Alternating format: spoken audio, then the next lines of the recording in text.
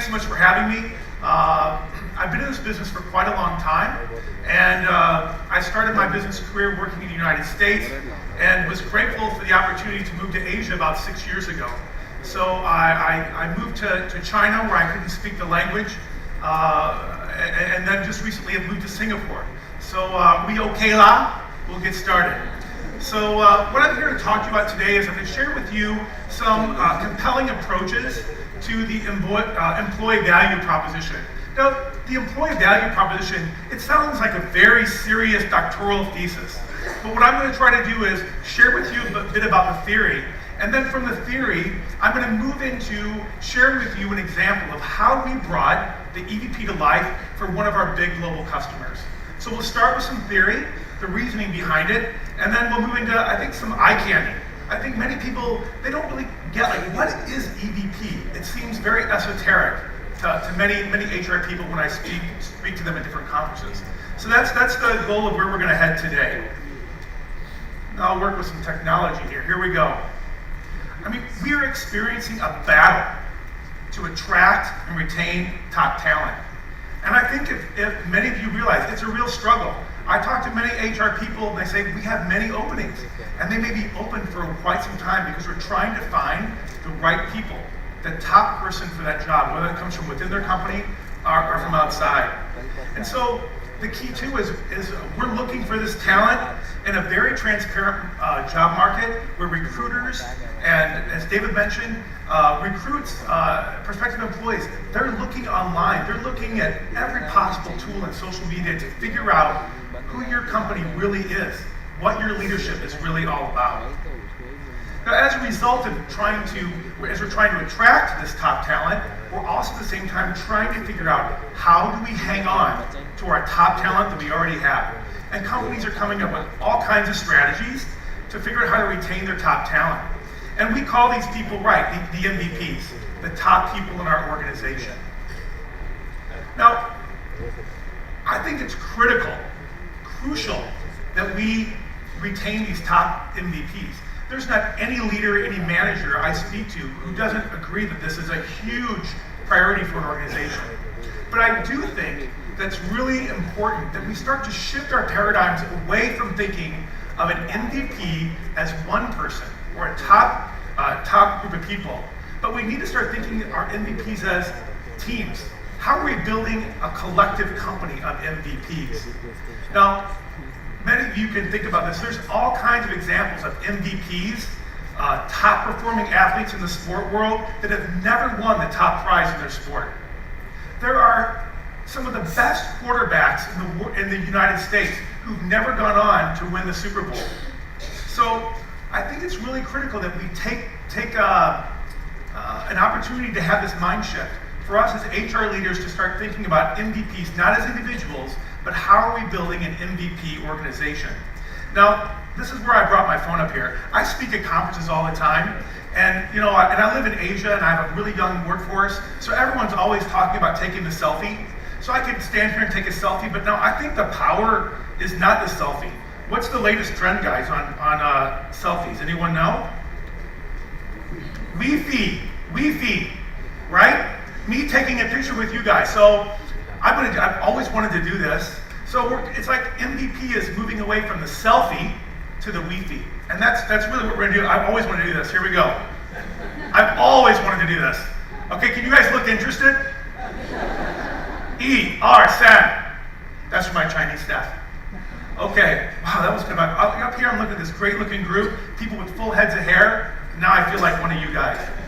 So for me, the concept of MVP as team really is a logical extension into the growing interest around building a great EVP. I mean, what is an employee value proposition? It's really looking at, as David suggested, what's the complete offering that you have in your company for both prospective and current employees. And it's how do you deliver that in an effort for them to bring about the best effort for you and for your company and for your end customers. Now the key is EVP is somewhat linked, here, what's the difference between the EVP and employee engagement? And I think the real power at EVP and how it is different from pure employee engagement is it really forces us as executives, as HR leaders, to look at how is our company viewed from before people arrive, from the prospects, from the recruiting pool, through to our current employees, and we really need to think clearly about what about the employees that have left us. Now, some of our employees leave us quite happy. They're going on to other opportunities. Some retire. Some leave and they're disgruntled. So what EVP does is it gives us the lever to look at really the complete and holistic cycle of the employee life in our company. And so what an EVP does, I gotta shift this slide here. Here we go, this is the right slide. You guys are supposed to be helping me with this. So really what an EVP does is it does three things, and there's really three things that are powerful for your organization. First, it attracts people to be about the passion and value of your company. Second, it inspires people to do great work while they're with you. And third, it really gives your employees the reason to stay. And what an EVP is all about, as we heard from Leo, I mean, an EVP employee value proposition is really about having a great work environment for your employees so they can fulfill your brand promise, so they can connect with your customers in a way that's meaningful. So there is definitely a linkage between your EVP and your customer value proposition. So that's what we're going to be talking about now. And for those of you who like data, I gave a presentation earlier this week to this audience, about an hour, going through lots of statistics. What I didn't share with you then was LinkedIn Business Solutions recently reported that companies with a strong EVP can improve their retention by 25%. So there certainly is a great reason for you to be focused on building an EVP. So at BI Worldwide, we've done a series of research over the last several years, and the research has led us to this model. Now, we call it make every moment count. So now, and so these are I like to think of them really as metaphorical days in the life of an employee. Some are actual days, like the first day.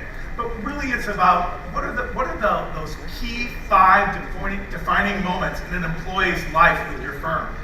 Now let's just talk about them briefly. So the first is decision day.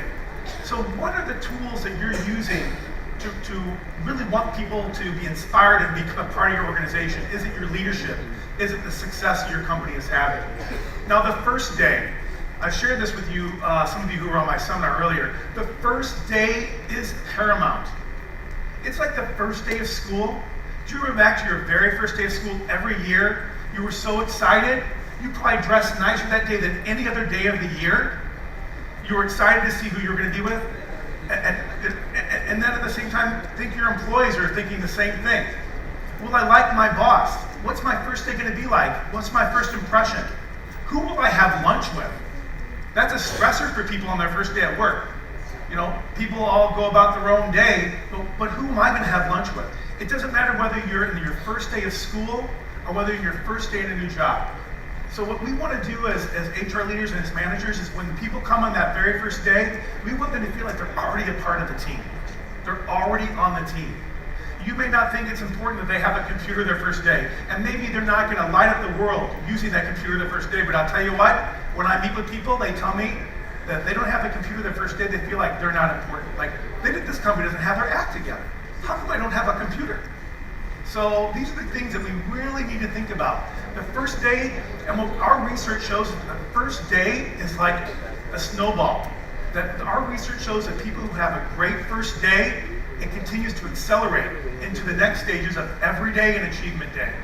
Now, every day is how do you motivate people every day? How do you make sure that they have a purposeful work environment? How do they have meaning in their job? It's really important that we as leaders and as managers continually communicate to employees about the meaning and purpose of their work.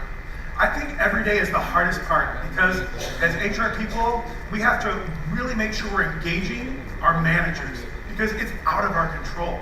So what we can do is provide good training.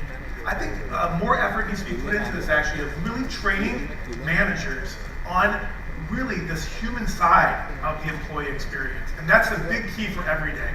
Now, Achievement Day, I know we're here at this Total Rewards and Wellness. I think we all get this, right? We understand the importance. So if your employees, they're doing great work, we need to celebrate those accomplishments.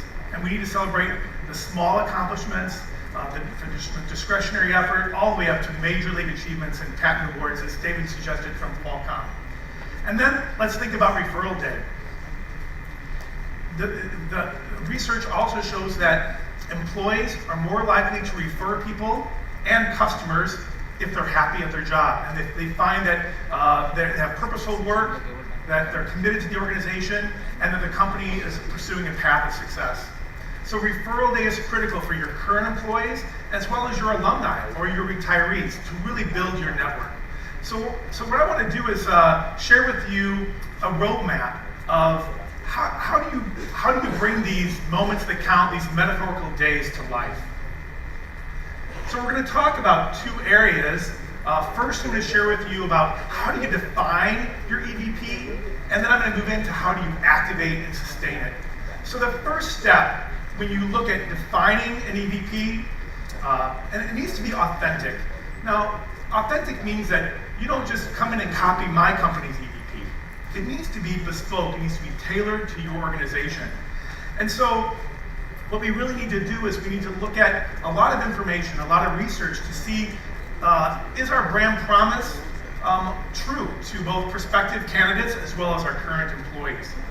We really need to spend some time gathering the right kinds of data points in building your EVP. So this part it's actually quite a bit of heavy lifting. Now the beauty is you have all kinds of data at your disposal for this understand phase. It's really the research engine. So what we're going to do during this phase is we're going to gather a lot of different data points. We're going to look at your employee survey. We're going to look at your exit interviews. We're going to look at social media. What are people saying about your company on Glassdoor? What are they saying in other kinds of social media forums? We're going to gather all this kind of data, and then we're going to compile that and use that with, at BI we have what's called the new rules of engagement. We've been embarking on this research for nearly a decade. We're in our fourth iteration of the study, and it's really the 12 rules of engagement that drive employees today. So we're going to take all this data, and then we're going to look at our 12 rules, which is a global study, and from there we're going to distill some insights so that we can then go about figuring out how do we then activate the EVP. So once the EVP's been formalized, so once you put pen to paper, you've looked at the research, you've done the data mining, then what we need to do is we need to get a cross-section of people together to really define what are those insights, what is the key learning that came out of that understand phase, and then we have to activate it. That's really how do we take the EVP and how do we bring it to life for your employees, for your prospective candidates, and even I thought it was great, David, you shared the story about these former colleagues coming into work earning no pay. How do you really look at your retirees as ambassadors for your company? They gave a lot to you. How do you keep them engaged in the work? So what I'm going to do now is I'm going to share with you, I think it's easier if I share with you how do you activate an EVP if I just talk through an example. So we've gone from men with hair to men with no hair, but what we are also seeing is pizza is very important. David shared with you Domino's. I'm going to share with you some good work that we at BI Worldwide are doing with the Pizza Hut organization. And I'm going to share with you both both how we work with them on the understand phase, the research, all the way through the activation. So our assignment with Pizza Hut, you can see here the research that we uncovered. We developed their employer brand was Life Unboxed. Pizza comes in a box, right? So what we really wanted to do was we looked at the insights and we came up with a theme called Life Unboxed. And our goal with this was, how do we take this Life Unboxed message, how do we bring it to life? How do we inspire employees through all those 5 moments that count? And we needed to do this in a big way. So we launched this initiative with Pizza Hut about a year ago. And it spans 650,000 employees in their corporate locations, as well as their equity and franchisee Pizza Hut outlets globally. So it was a big undertaking, and so we needed to make sure our research was globally relevant. And so the key was then, we wanted to activate this employee brand with 2 primary goals in mind. I mean, Leo talks about culture, but as the CEO of Pizza Hut, the CEO of Pizza had two goals in mind with the EVP. First was they really needed to combat a high turnover. They were experiencing way too high of turnover across the globe. And secondly, they really wanted the employees to realize that when they came to Pizza Hut, they weren't in a dead-end job. A lot of our research uncovered that people felt like, I got a job at Pizza Hut, it's kind of a dead end. Where do I go at Pizza Hut? So that was our job, was to really work on those two key areas. Now, when we started our research, we wanted to look at obviously external factors, but what we really realized was that the employer brand needed to be meaningful, and it really needed to resonate with the heart of Pizza Hut. And really the heart of Pizza Hut, the constant out there are their employees. It's the Pizza Hut employee who takes your order. It's the Pizza Hut employee that serves you your pizza and salad if you go into one of their restaurants. And it's the Pizza Hut employee that delivers the pizza to your door. So we understood that the real vital message needed and absolutely had to resonate with the employees, and especially at the store level. So from that perspective, we really honed in on this employer image, this employer brand from the employee perspective. So we went about the understand phase, the research, and so I'm going to share with you 3 key insights that came out of this research. Now, I think it can be daunting again to look at all the research that's out there, but we came up with 3 key insights. The first was, we're at our very best when we enable personal growth. We could unlock, so I'm reading to you, I'm telling you as if how we are communicating the brand story to their employees. We can unlock people's potential. We can give them opportunities to grow, educational opportunities. We can give them educational qualifications that they did not have before. In addition to that, we can give them some life experiences on the job, teamwork, leadership, resilience. And the key message we wanted to give to Pizza Hut employees is that at Pizza Hut offers people a chance to join a company with little to no educational qualifications. And if people really put their mind to it, and they get educated, and they do a great job, they can go on to run a shop, to run a restaurant, and manage 20 plus people. And that was really the message, and we really looked at the success factors of successful Pizza Hut employees who started their career with very little education and went on to run a store, and then maybe run a region or run a district. So that was really the value proposition we put out there for the employees.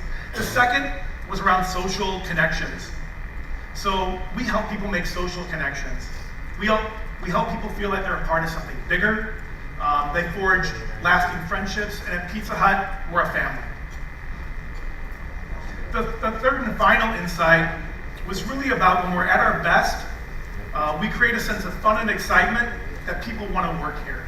So we want to have an environment that's positive, it's coming from their teammates, and that when you work in an environment where people love what they do, and they're happy, and they're doing a great job, that the employees, they have a spark, and that spark is contagious, and that the customers take note, and customers realize, this is a great place, this is where I want to come and do business. I think that's some good stuff. So really, this piece really just shows this is what the employer brand is for Pizza Hut around the globe. So I'm going to share with you a little bit of how we dug into the data. So we really did 3 key studies after that initial heavy lifting. The first piece was we surveyed Pizza Hut team members about which of those 12 new rules of engagement was most important to them. The next step, which again can be tough to see sometimes, is we did a competitive analysis. We went out to see how our Pizza Hut employees engaged in their work versus their competitive set. So we looked at 4 or 5 different competitors of Pizza Hut to compare and contrast. And finally, we correlated the engagement of when you're at your best, so those employees, when they're at their best, how does it translate into business results for Pizza Hut? And real quickly, I'm just going to share with you, this is what it's about. I mean, EVP is about making people more committed, more productive, and they're going to stay longer. And so they have a commitment, and they're going to have a promise back to the company. And this is what they deliver. They're more accurate, their product quality is higher. And as you all know, in this part of the industry, it's all about speed. The teams that are performing at their best, their production on the line is quicker, and they answer calls more quickly. When people want a pizza, they want it quickly and they want it now. So I'm just going to share with you real quickly a few ways we brought it to life, how we activated and are looking at sustaining the employer brand of Life on Box for Pizza Hut. First is around attracting talent. So we developed new campaigns, new social media campaigns, advertisements for Pizza Hut on how they're attracting the right people to the company.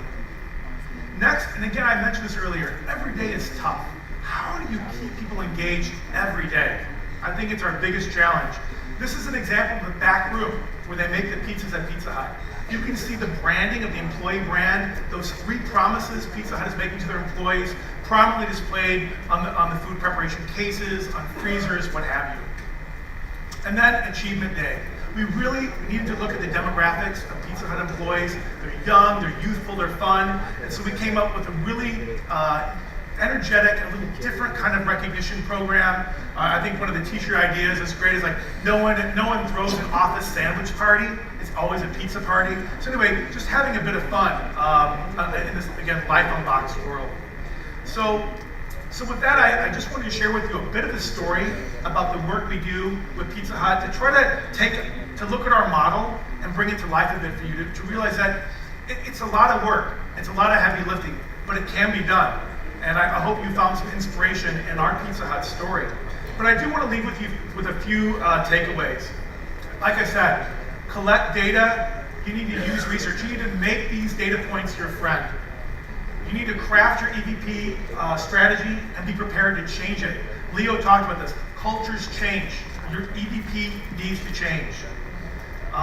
You need to deploy these tactics, these strategies, imperatives around each of these 5 moments that count. You got to communicate. There's so much clutter out there, I know. So we have to come up with really good communications. We got to communicate and communicate some more and then communicate more again. And develop some learning, especially for those managers. How are you inspiring managers? How are you getting them on board with your EVP journey? And make it a snack. I don't know about you, I have a very short attention span. Don't put me in a full day training class. Even these sessions are great, they're short. They're not long sessions. Reinforce, recognize, reward. Make sure that's a vital part of your strategy. And then lastly, keep measuring. Keep questioning, keep improving, because that's what it's all about. We're on an EVP journey. With that, I thank you for your time. And if you have any questions, be happy to take any. Hi. My question is, while we were talking about the EVP, there's a lot of thoughts about what the study, etc., that we do, what people feel, etc. But there is also sometimes a change of culture and a change that we also want to bring in, which probably needs to be mapped along with the EVP, because we also want to drive certain points to the team, and you want to be as a culture ready for the future.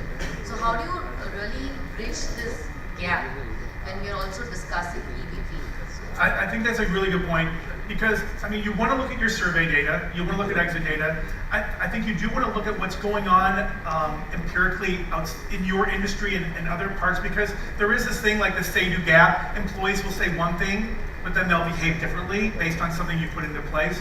So I think the key is you need to look at your own data, but you need to utilize third-party data about competitive set, other industry data to make sure you're getting a complete picture, because as you are looking to change the culture, your current data is not going to give you the answer to that question. So I think the key is you need to look at data sources outside your own to really, I think it's a very, very good point.